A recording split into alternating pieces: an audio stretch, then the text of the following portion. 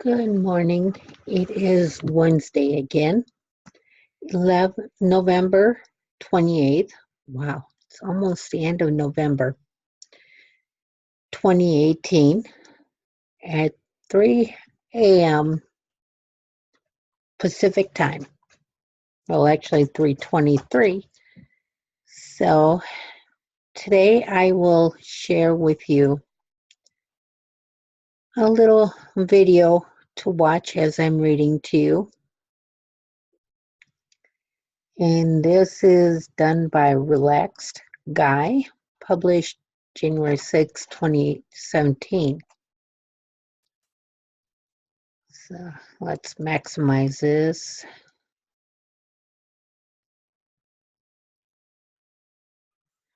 Okay, we are chapter 26. I'm reading from Battlefield of the Mind by Joyce Meyer. It's an Amplified Bible. Let me get the right page. I should have had it open when I started the video. Chapter 26.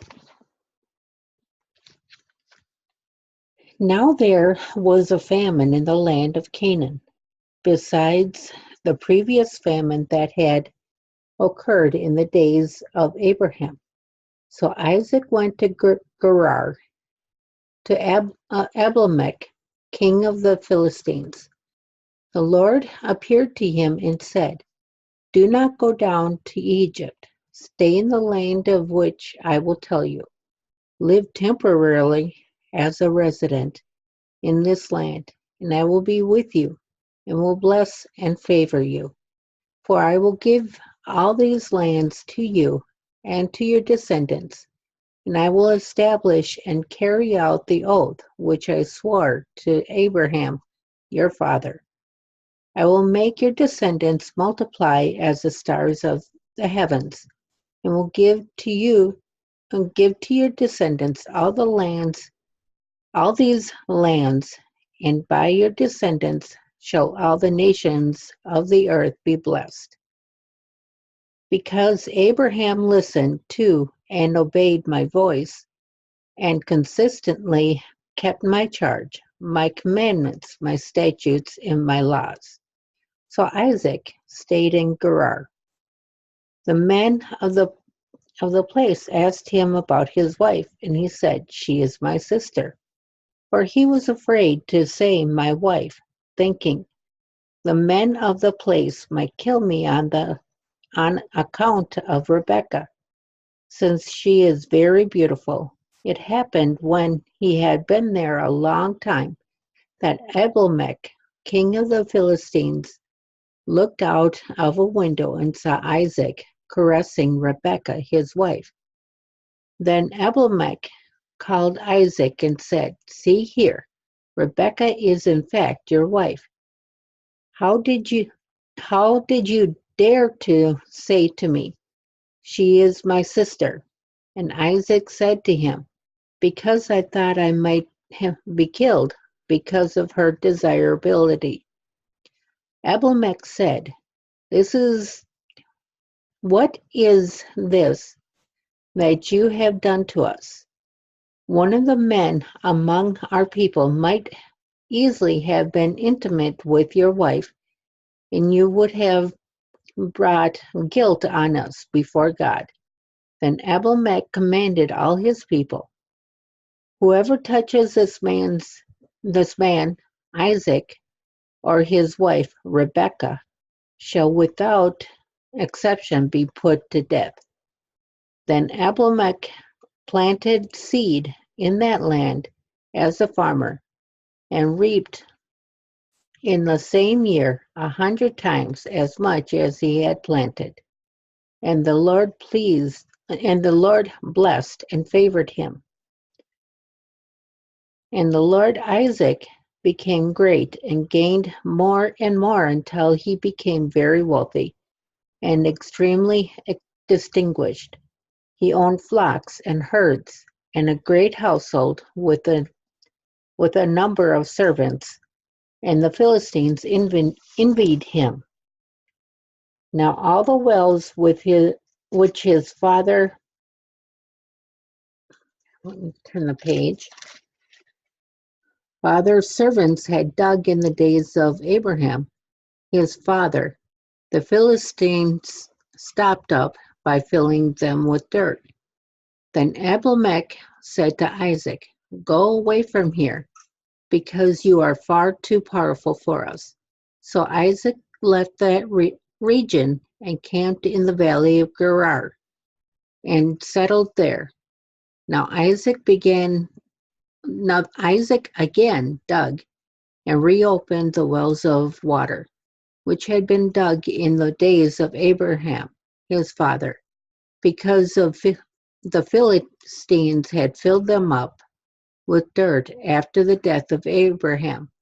And he gave the wells same names that his father had given them. But when Isaac's servants dug in the valley and found there a well of flowing spring water, the herdsmen of Gerar quarreled with Isaac's herdsmen, saying, "The water is ours." So Isaac named the well Esek, quarreling, because they quarreled with him. Then his servants dug another well, and they quarreled over that also. So Isaac named it Sitnah, enmity. He moved away from there and dug another well. They did not quarrel over that one, so he named it Rehoboth, broad places, saying, "For now the Lord has made room for us, and we shall be prosperous in the land." Then he went up from there to Beersheba. The Lord appeared to him the same night and said, "I am the God of Abraham, your father. Do not be afraid, for I am with you. I will bless you. I will bless and favor you, and multiply your descendants for the sake of my servant Abraham." So Isaac built an altar there and called on the name of the Lord in prayer. He pitched his tent there, and there Isaac's servants dug a well. Then Abimelech came to him and from Gerar with Ahuzzath, his close friend and confidant, advisor, and Phicol, the commander of his army. Isaac said to them, have you people come to me, since you hate me and have sent me away from you?" They said, "We see clearly that the Lord has been with you." So we said, "There should now be an oath between us, with a curse to the one who breaks it, that is between you and us. Let us make a covenant, binding agreement, solemn promise with you, that you will not harm us, just as we have not touched you and have done nothing but good to you, and have sent you away in peace. You are now the blessed and favored of the Lord." Then Isaac held a formal banquet covenant feast for them, and they ate and drank. They got up early in the morning and swore oaths, pledging to do nothing but good to each other. And Isaac sent them on their way, and they left him in peace. Now, on the same day, Isaac's servants came and told him about the well they had dug, saying, "We have found water." So he named the well Sheba. Therefore, the name of the city is Beersheba to this day. When Esau was 40 years old, he married Judith, the daughter of Beeri the Hittite, and Basemath, the daughter of Elon the Hittite, as his wives. And they were a source of grief to Esau's parents, Isaac and Rebekah. Okay, that's the end of chapter 26 in Genesis. And I thank you for following along. And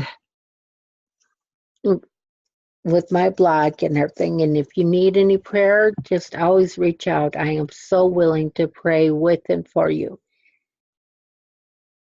You have a blessed week.